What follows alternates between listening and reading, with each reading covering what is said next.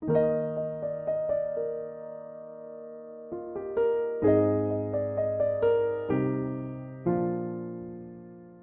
irmãos, nós vamos continuar a exposição, então, agora no capítulo 35 do livro do Gênesis, e nós vamos ler os 8 primeiros versos e depois leremos o restante do capítulo no decorrer da exposição. A palavra do Senhor nos diz assim: Disse Deus a Jacó: Levanta-te, sobe a Betel e habita ali. Faz ali um altar ao Deus que te apareceu quando fugias da presença de Esaú, teu irmão. Então disse Jacó à sua família e a todos os que estavam com ele, que com eles estavam: Lançai fora os deuses estranhos que há no vosso meio. Purificai-vos e mudai as vossas vestes. Levantemo-nos e subamos a Betel. Farei ali um altar ao Deus que me respondeu no dia da minha angústia e me acompanhou no caminho por onde andei. Então deram a Jacó todos os deuses estrangeiros que tinham em mãos e as argolas que lhes pendiam das orelhas. E Jacó os escondeu debaixo do carvalho que está junto a Siquém. E tendo eles partido, o temor de Deus invadiu as cidades que lhes eram circunvizinhas, e não perseguiram aos filhos de Jacó. Assim, chegou Jacó à luz, chamada Betel, que está na terra de Canaã, ele e todo o povo que com ele estava. E edificou ali um altar em um lugar, e ao lugar chamou El Betel, porque ali Deus se lhe revelou quando fugia da presença do seu irmão. Morreu Débora, a ama de Rebeca, e foi sepultada ao pé de Betel, debaixo do carvalho que se chama Alom-Bacute. Vamos orar? Senhor, nós te agradecemos mais uma vez pelo teu cuidado. Nós te agradecemos por podermos estar na tua casa, reunidos como teu povo, com o intuito de cultuar ao Senhor, de te adorar. E agora, neste momento do culto, nós clamamos ao Senhor que faça com que os nossos olhos e os nossos corações estejam voltados para a tua palavra, para a exposição da tua palavra. E nos dê disposição, Senhor, para andarmos de acordo com a tua palavra, de acordo com a tua vontade, mesmo muitas vezes ela sendo nebulosa para nós. Que nós tenhamos este compromisso contigo. Esta é a oração que nós fazemos, em nome do teu Filho amado Jesus Cristo. Amém. Desde o início do livro de Gênesis, nós temos visto estas 4 coisas acontecendo. Nós vimos o Deus Criador criando todas as coisas a partir do nada. Nós vimos um pouquinho mais ali o homem, então, desobedecendo a Deus, cobiçando o desejo de ser detentor do conhecimento do bem e do mal e, assim, peca contra Deus. E por meio de Adão, as Escrituras nos afirmam que por meio dele o pecado contaminou então toda a raça humana. Todo homem é pecador então desde Adão. E nós vemos então Deus trabalhando desde Adão para preparar a redenção para o seu povo. Enviando então, como nós já sabemos, o Redentor para morrer na cruz por todos aqueles que ele salvou, que ele elegeu. E agora nós estamos nesse processo caminhando juntos e em rumo à consumação. Ao momento onde não teremos mais a influência do pecado nas nossas vidas e poderemos adorar ao Senhor em toda a sua plenitude. E quando nós olhamos então o livro de Gênesis, nós vemos o Senhor trabalhando por etapas na vida do seu povo. E nós estamos estudando agora o trabalhar de Deus na vida de Jacó. E assim ainda aqui como descendente de Isaac. E nós chegamos no capítulo 35. E o capítulo 35 ele marca esta virada. acaba-se aqui o período patriarcal. Nós vamos ver ao final do capítulo 35 que Jacó vem a falecer e uma nova etapa é então inaugurada no capítulo 36, onde o foco estará nos descendentes de Jacó e nos descendentes de Esaú, e principalmente nos descendentes de Jacó. E nós vimos semana passada, no capítulo de número 34, Jacó havia resolvido ter a sua aposentadoria. Ele disse: chega, não quero mais peregrinar, não quero mais continuar esta trajetória, já estou há muitos anos caminhando com o meu povo. E ele então ali, achando que estaria sossegado, compra um pedaço de terra para ele, para estar ligado ao povo ali de Siquém. Só que nós vemos esse Jacó acomodado, sendo totalmente omisso, quando a sua própria filha é estuprada, violentada. E nós vimos nesse capítulo trágico, nesse capítulo difícil do capítulo 30, que é o capítulo 34, nós vimos que os filhos de Jacó, Simeão e Levi, eles então arquitetam um plano para vingar a honra da sua irmã. E eles ardilosamente fazem com que todos os homens passem pela circuncisão. E quando estes homens estão sofrendo com as dores da circuncisão, estes dois filhos de Jacó entram na cidade, matam todos os homens e roubam tudo o que eles podem. E nós vemos ali ainda Jacó, ele dá um esboço de indignação. No final do capítulo 34, ele diz para os seus filhos: o que vocês fizeram? Nós éramos um povo de paz, um povo pacífico, agora eles vão querer nos matar. E este é o clima que nós começamos o capítulo 35. Aqueles homens estavam provavelmente angustiados, pois eles não eram homens preparados para uma guerra, como nós vimos nos capítulos anteriores. Eles não tinham número suficiente para guerrear contra o povo daquela terra. Imaginem-se então nessa situação dentro de casa,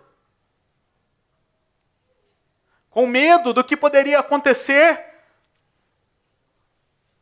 minutos, horas, dias depois. E nós vimos então, no final do capítulo 34, no final da exposição passada, uma esperança então surge. O Deus que tinha sido esquecido por Jacó e pelos seus filhos no período em que viveram em Siquém, não havia se esquecido de Jacó e da sua família. E aqui nós temos algumas correlações com a nossa própria vida. Muitas vezes, nós chegamos a determinados momentos na nossa vida em que nós olhamos e falamos assim: eu não tenho mais jeito. Eu não tenho mais esperança. O meu pecado, ele continua sendo constante.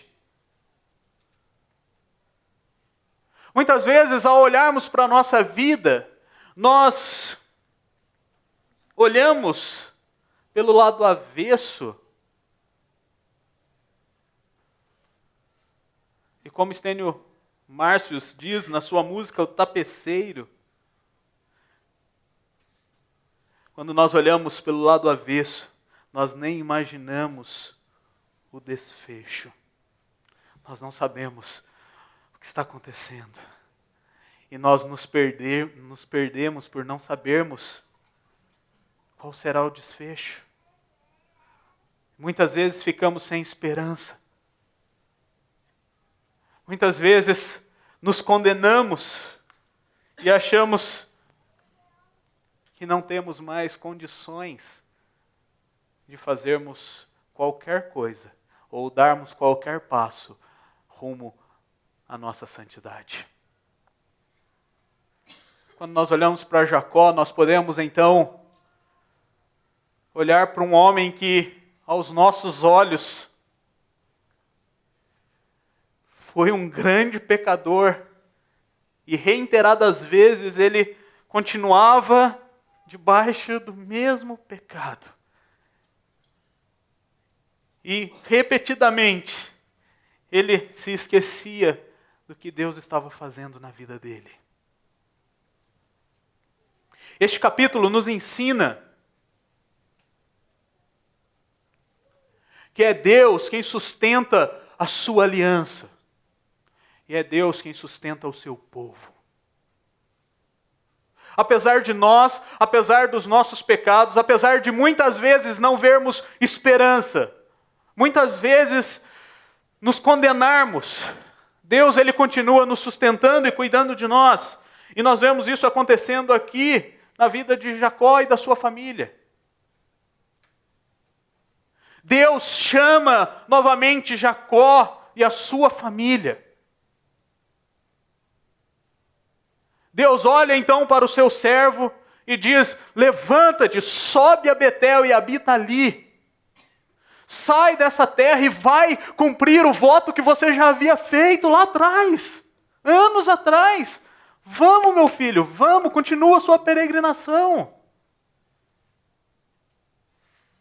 Não se acomode, a sua aposentadoria não chegou, você não chegou ainda onde eu quero que você chegue.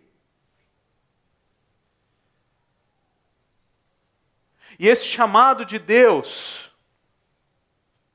ele envolve algumas coisas que são exigidas de Jacó. Nós já lemos o texto. E esse chamado de Deus exige obediência. Jacó precisava obedecer agora mais uma vez. A obediência era necessária para que ele pudesse então cumprir o voto feito ao Senhor. Aquele homem precisava obedecer a Deus. E nós vemos que esse chamado à obediência não é uma iniciativa de Jacó. Não é Jacó que se encontra em uma situação difícil e fala: nossa, e agora o que eu vou fazer? Ah não, eu vou obedecer a Deus agora. A situação está feia.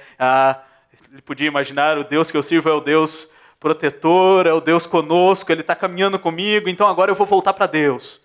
Não é o que acontece aqui. A disposição do coração de Jacó era continuar temendo os homens daquela terra. Continuar temendo o desprezo daqueles homens e até a possibilidade de ser morto por aqueles homens.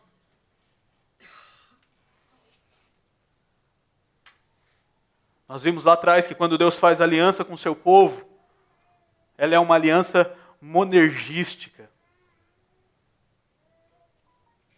É de Deus para com o seu povo. E aqui nós vemos essa maneira que Deus trabalha sendo mais uma vez exposta pela Escritura.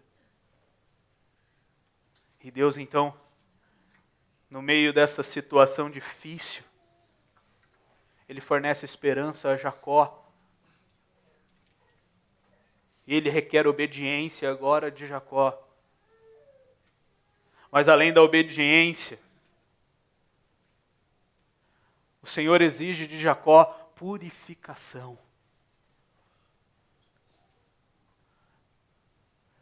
Lançai fora os deuses estranhos que há no vosso meio. Purificai-vos e mudai as vossas vestes.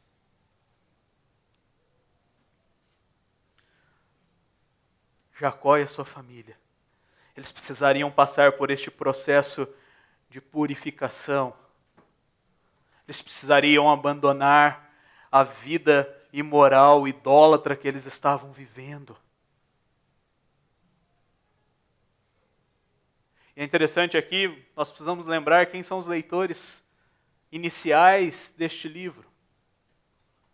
É o povo de Israel, que está ali adentrando-se na terra prometida. E aqui quando Moisés, provavelmente ao escrever isso, ele já estava com a lei mosaica de purificação como pano de fundo. E lá em Levítico nós lemos que para que o povo pudesse se purificar, essa purificação ritual, ele precisava então se banhar, lavar o seu corpo, ele precisava lavar as suas vestes, e ele precisava também ter a abstenção sexual.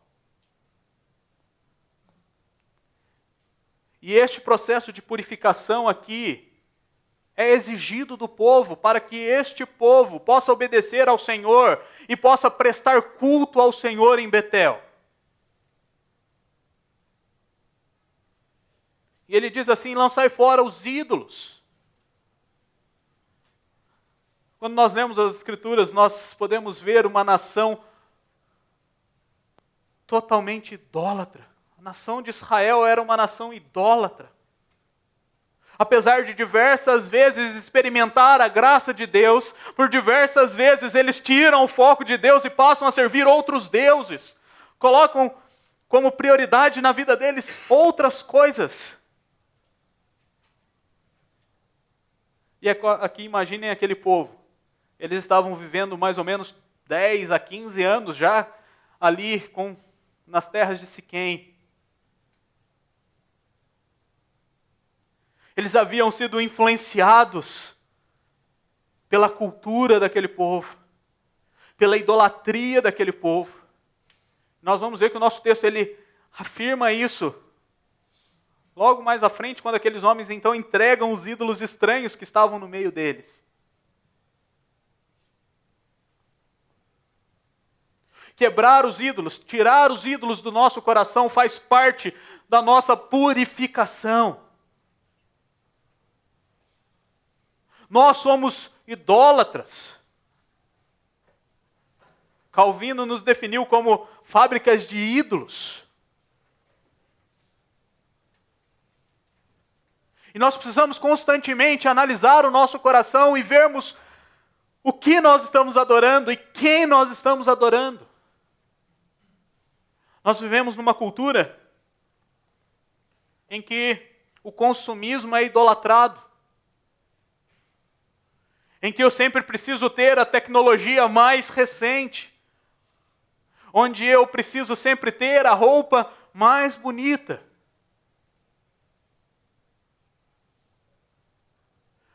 Nós vivemos dias em que a comida é idolatrada.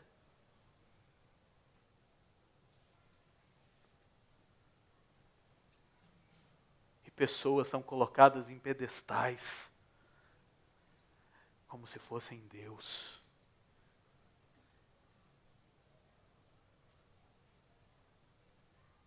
Nós precisamos fugir da idolatria.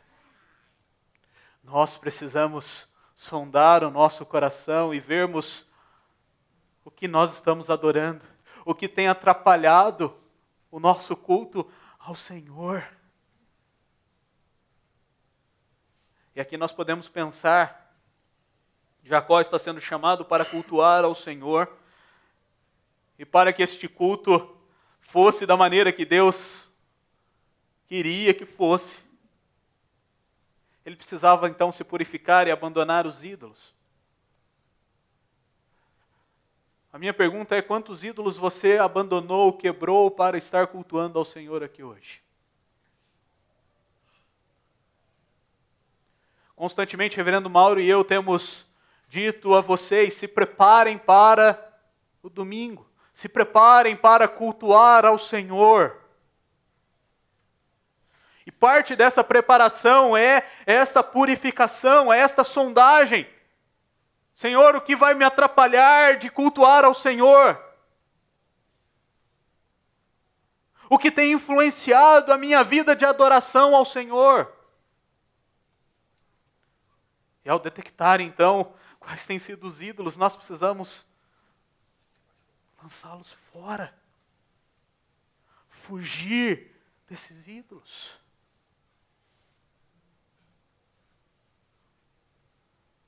Neste processo de purificação, ele fala sobre mudar as vestes. E aqui eu não estou taxando, o texto não está taxando qual é a roupa que você tem que vir para a igreja. Então todos de terno, as mulheres de saia comprida a partir... Não é isso que o texto está dizendo. E quando nós olhamos para Paulo usando essa mesma ilustração, lá em Colossenses, ele fala do despir-se e do revestir-se. Ele diz que nós temos que tirar aquelas roupas imorais, aquelas roupas que não fazem parte do caráter do cristão. E precisamos nos revestir como eleitos de Deus, santos, amados, de eternos afetos de misericórdia, de bondade, de humildade, de mansidão, de longanimidade. E quando você tem essa perspectiva, com certeza a sua veste física vai ser resultado, vai ser uma resposta daquilo que você está disposto a viver. Faz parte do seu processo de santificação. Deus nos chama, assim como Ele chama Jacó, para cultuarmos somente a Ele. E para isso, nós precisamos obedecer, nós precisamos nos purificar, nós precisamos agir. Jacó, ele assume a liderança mais uma vez da sua casa. Nós vemos que isso acontece pela terceira vez. E aqui então ele toma as rédeas, ele chama os seus filhos e fala, olha, chega, peguem os ídolos que vocês têm e tragam todos esses ídolos até mim. E aquele povo então agiu. Nós vemos que o texto nos diz que eles trouxeram então diante de Jacó os deuses estrangeiros que tinham em mãos e as argolas que lhes pendiam das orelhas. A ação faz parte do processo de purificação e faz parte deste processo de obediência a Deus. Não adianta você detectar quais são os ídolos do seu coração. Não adianta você detectar quais são as roupas que você precisa despir-se, se você não agir.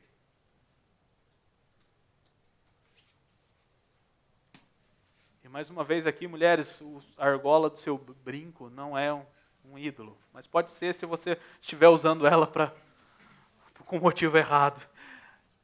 Mas ele está dizendo que o chamado de Deus requer de nós ação. Eles entregaram os ídolos. Eles então obedeceram à voz do líder espiritual daquela casa. Deixaram os deuses estranhos com ele. Deixaram os objetos idólatras com eles. E eles então fizeram o quê? Esconderam, e o texto aqui é, jogaram fora. Como se tivesse um buraco, eles jogaram, fazendo um ato de que não quero mais isso aqui não faz mais parte da minha vida. E nós precisamos fazer com os ídolos o que nós fazemos de vez em quando em casa, eu bem de vez em quando, pego aquelas pilhas de papéis e lixo. Nós precisamos fazer isso. Requer de nós essa ação que, por mais difícil e dolorosa que ela seja muitas vezes, nós estaremos agindo em obediência a Deus. Aqueles homens então se levantam e partem para a peregrinação. Mais uma vez, em direção ao lugar em que Jacó já deveria ter ido e deveria estar há muito tempo. E ele só prolongou a sua viagem. Mas nós vemos que isso é porque Deus estava trabalhando na sua vida, estava trabalhando na vida dos seus filhos. E eles então começam uma peregrinação naquela situação difícil, sem saber quem os atacaria. Mas nós vemos Deus agindo neste processo mais uma vez. E o Senhor então fez com que os homens daquela terra o temessem. E eles não encostaram um dedo em Jacó. Quando nós lemos Gênesis, isso acontece com o próprio Jacó, alguns capítulos antes. O Senhor fala com Labão e fala para Labão assim: não toque em Jacó. E aqui o Senhor faz a mesma coisa com as nações que estavam em volta de Jacó. E o chamado de Deus exige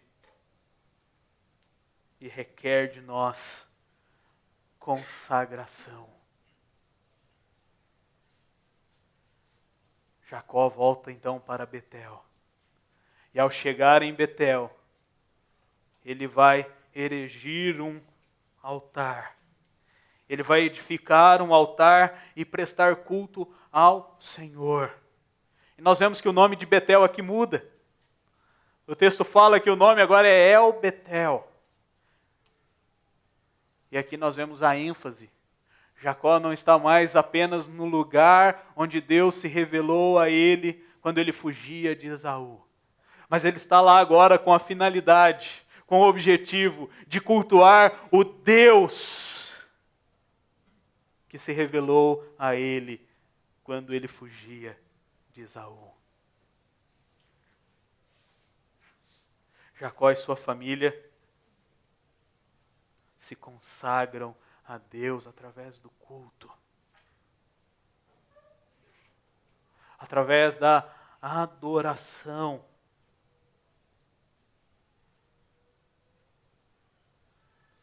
E nós vemos aquele povo que um capítulo antes, momentos antes, não estavam nada consagrados a Deus. E nós vemos através das suas ações.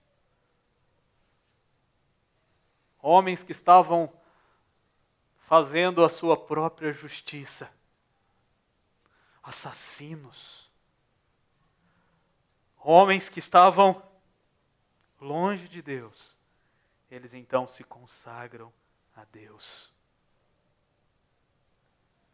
E nós vemos durante o culto, durante essa adoração, Deus permanecendo fiel à sua aliança. O texto nos diz, a partir do verso de número 9, vindo Jacó a Padã Arã, outra vez lhe apareceu Deus e o abençoou. Disse-lhe Deus: o teu nome é Jacó, já não te chamarás Jacó, porém Israel será o teu nome. E lhe chamou Israel. Disse-lhe mais: eu sou o Deus Todo-Poderoso, sê fecundo e multiplica-te. Uma nação e multidão de nações sairão de ti, e reis procederão de ti. A terra que dei a Abraão e a Isaque dar-te-ei a ti, e depois de ti a tua descendência. E Deus se retirou dele, elevando-se do lugar onde lhe falara. Então Jacó erigiu uma coluna de pedra no lugar onde Deus falara com ele, e derramou sobre ela uma libação e lhe deitou óleo. Ao lugar onde Deus lhe falara, Jacó lhe chamou Betel. Aqui nós conseguimos ver a fidelidade de Deus. A fidelidade de Deus com a sua própria aliança. Quando Deus chama Abraão, lá no capítulo de número 17, faz uma aliança com Abraão, nós vemos similaridades com o que ele faz aqui com Jacó. E o relato do texto diz que o Senhor então aparece a Abraão, o Senhor então apareceu e falou e depois subiu, saiu da presença de Abraão. O Senhor se revelou como Deus Todo-Poderoso. O Senhor mudou o nome de Abrão para Abraão. E nós vemos em Gênesis 17, nos versos 6 e 8, as mesmas palavras que nós acabamos de ler aqui, nos versos 11 e 12. E nós vemos com Jacó se repetindo o mesmo processo. O Senhor aparece, o Senhor fala com ele, depois sobe. O texto diz que o Senhor então subiu. Nós vemos o Senhor se revelando a Jacó como sendo o Deus Todo-Poderoso.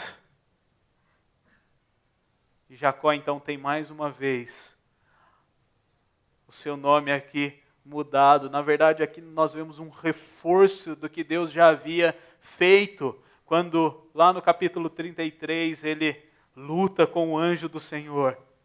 E ele então tem uma mudança radical no seu nome, de Jacó para Israel. E nós vemos essa promessa sendo feita.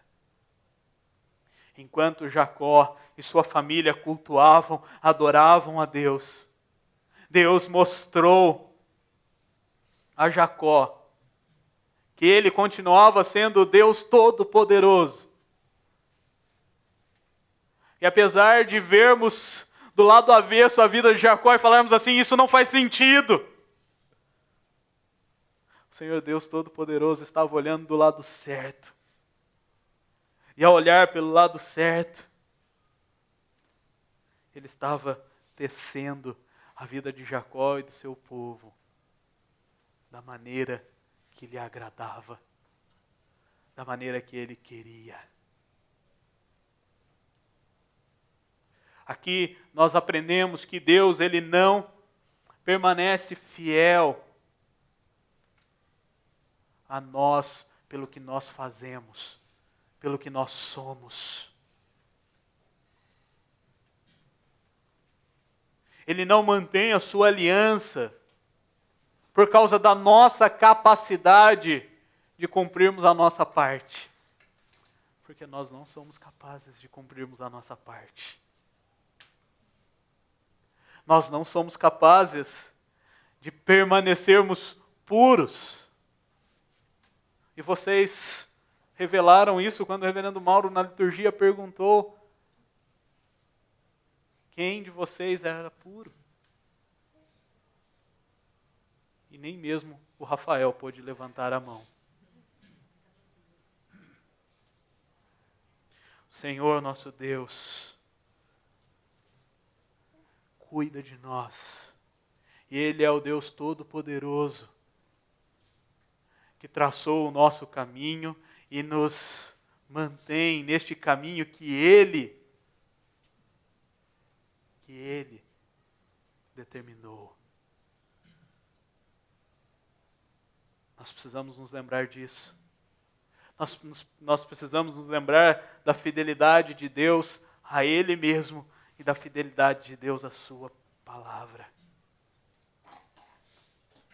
O Deus que nós servimos é o Deus que dá este passo inicial em nossa direção e é o Deus que nos sustenta. É o Deus Todo-Poderoso que, apesar de nós, providencia aquilo que nós precisamos para vivermos.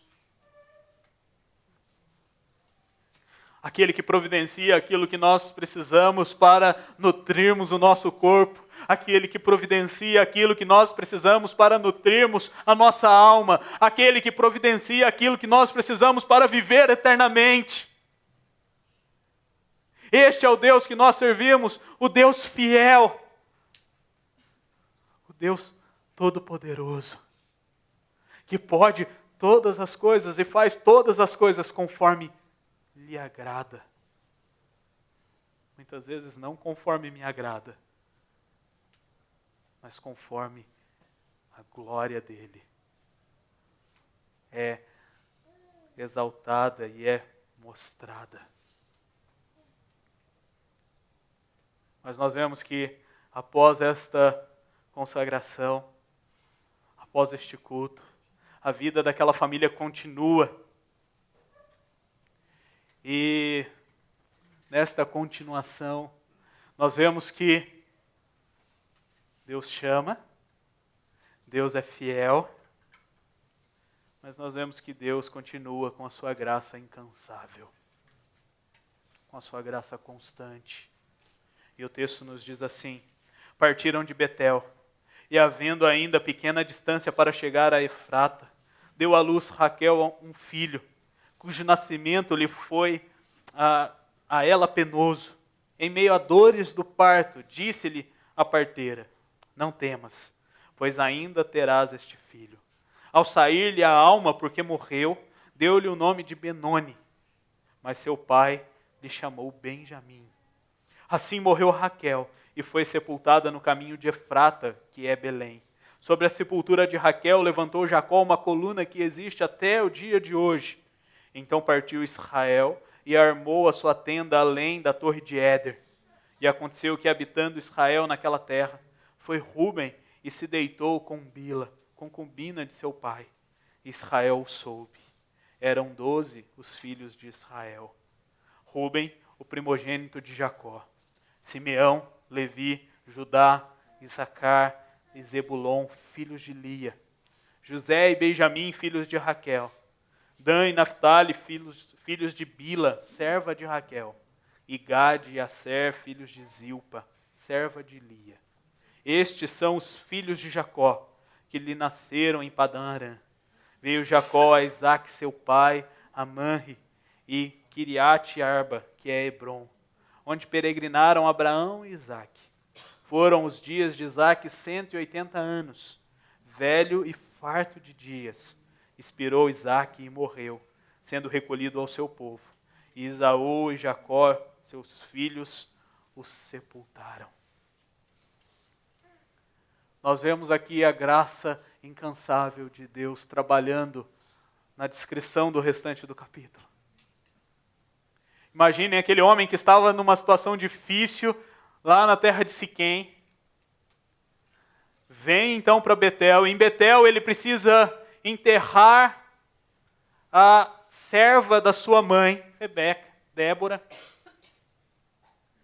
E agora a sua esposa querida, a sua esposa amada, falece ao dar à luz ao seu último filho, que completaria então os seus 12 filhos, que nós vamos ver mais à frente, que são as 12 tribos de Israel.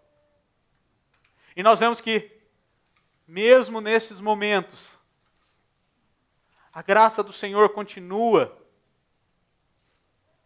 Raquel vem a falecer, mas na hora de dar à luz ao seu filho, ela é lembrada da graça de Deus. Lá no capítulo 30, no verso 24, ela clama ao Senhor para que dê filhos. E o Senhor então ouve a súplica de Raquel e dá mais um filho a ela. E nós vemos aqui a perspectiva de Jacó ao nascimento do seu filho, o filho caçula da sua filha amada. Sua esposa dá o nome de Benoni, que significa filho da minha aflição. Mas Jacó muda o nome do seu filho. Ali nós vemos então o líder da casa, pela primeira vez escolhendo o nome de um dos seus filhos. Ele diz: não se chamará filho da minha aflição, filho da minha dor. Se chamará Benjamim, filho da minha mão direita. E claro, aqui nós vemos Jacó já colocando a sua preferência no seu filho caçula, mas dando um tom mais positivo no nome do seu filho. E nós vemos aqui a graça de Deus agindo na vida de Raquel, que passou uma parte da sua vida brigando com a sua irmã para ver quem dava mais filhos a Jacó. E o Senhor a abençoa com mais um filho. Nós vemos Deus sendo gracioso, sendo constante, ao manter a reconciliação ali dos dois irmãos, Esaú e Jacó. O texto nos mostra que os dois irmãos estavam naquele momento em que Isaque faleceu e os dois enterraram o seu pai. O Senhor então continua gracioso até mesmo com Esaú e a sua descendência.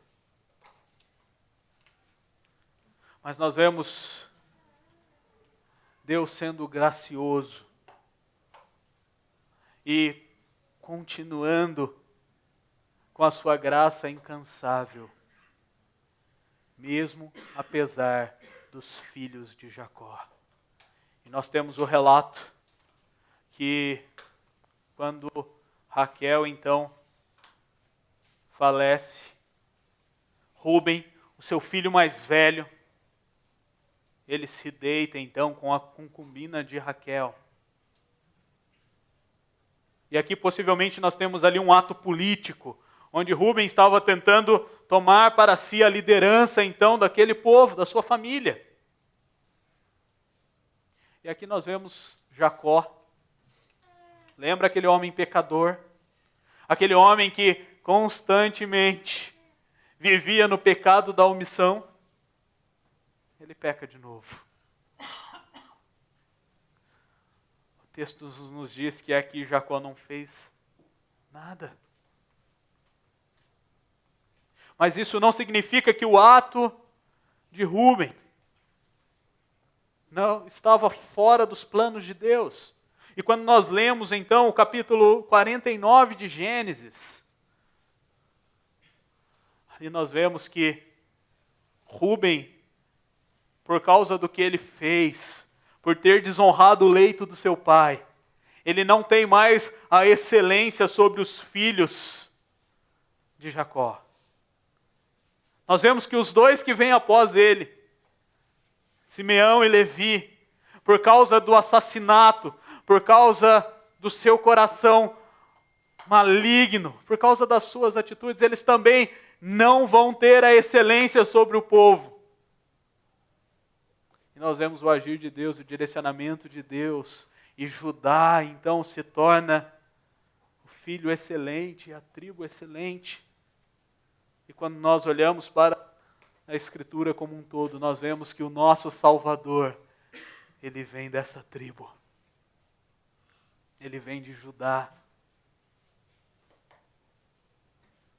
Nesta nova etapa da história, neste novo ato, nós continuaremos a ver que Deus continua gracioso.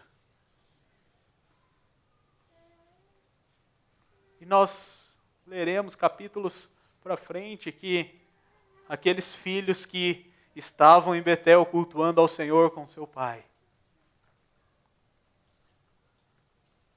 eles não tinham tido começos tão promissores assim. E nós veremos que a vida deles estava marcada pelos pecados do pai. Eles aprenderam direitinho. E mais para frente eles vão vender o irmão. Eles vão enganar o pai. Mas nós vemos que o Senhor continua gracioso e o Senhor continua tecendo a história do seu povo.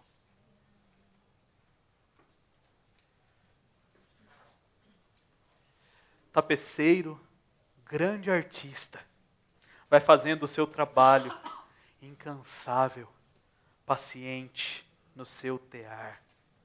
Tapeceiro não se engana, sabe o fim desde o começo, trança voltas 1000 desvios, sem perder o fio.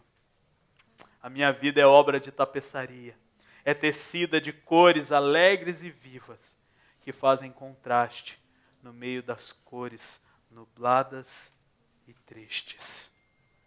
O Senhor continua tecendo a história do seu povo. E continua cuidando do seu povo. E nós aprendemos que Deus, Ele intervém nesta história. Da mesma maneira que Deus interviu na história de Jacó, na história dos filhos de Jacó, na história do povo dele, como nós lemos em toda a Escritura. Ele continua até hoje com a sua graça incansável. E Ele intervém na nossa história. Porque Ele continua sendo Deus que nos chama. Ele continua sendo Deus fiel à sua aliança, às suas promessas. E Ele continua sendo este Deus gracioso. E diante disso, o que nós devemos fazer? Nós devemos abandonar os nossos ídolos. Nós devemos identificar quais são aquelas coisas que nos afastam de Deus, que distorcem a nossa adoração a Deus, que atrapalham o nosso culto a Deus. E nós precisamos lançar fora estes ídolos. Nós precisamos, ao conhecermos este Deus gracioso, zelar pelo culto ao Senhor. E nós temos dito isso para vocês, e aqueles que estão desde o começo estão ouvindo isso há 5 anos. Este é o nosso momento mais importante, esta é a reunião mais importante que nós fazemos. Então zele por estar aqui. Zele para se preparar para estar aqui. Não deixe os seus ídolos atrapalharem o culto ao Senhor. E por último, confie nas promessas e na fidelidade de Deus. Porque da mesma maneira que Ele cumpriu a sua aliança com o seu povo, da mesma maneira que Ele cumpriu a promessa de enviar o Redentor e enviou Cristo, nós agora aguardamos o cumprimento da sua promessa, onde desfrutaremos da vida eterna na presença de Deus. Renove a sua esperança, sabendo que Deus é fiel à sua promessa. E Ele vai cumprir. Cristo voltará. E quando nós respondermos ao chamado irresistível de Deus, e vivermos nessa caminhada de santidade, nós podemos ter a esperança da vida eterna, que foi reservada para o povo de Deus. Então que possamos lembrar então que este Deus é fiel e que Ele nunca falhará.